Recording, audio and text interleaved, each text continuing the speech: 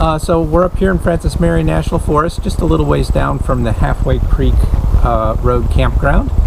I wanted to stop here in the forest, one, because as you can see in the background behind me, the forest that you see here is very different than the one that we were just in, as we were much closer to Highway 17 and many of the human-made structures in this area. This is an actively managed forest, and we'll talk more about that soon. But I wanted to talk a little bit about this area because this has some historical significance. Behind me is the site of an old tar kiln, and tar kilns were used for hundreds of years to slow burn wood, mostly longleaf pine wood, conifers.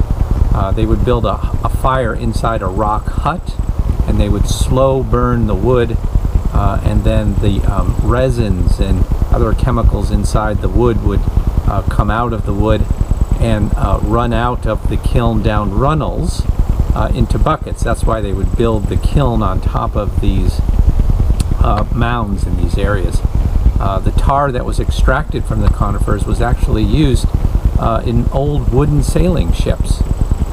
In fact, the products of conifer forests, like this longleaf pine forest, were often referred to as naval stores. Naval stores are the products that come from conifer forests that help build these massive sailing ships that formed the navies of Great Britain and Spain. And so. Okay, so perhaps you can see the raised area of the kiln. I'm going to kind of walk up it here.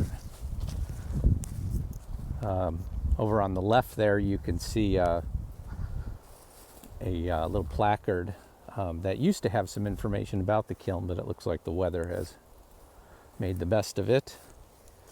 And you can see I'm up on top of the kiln now, looking at the surrounding forest.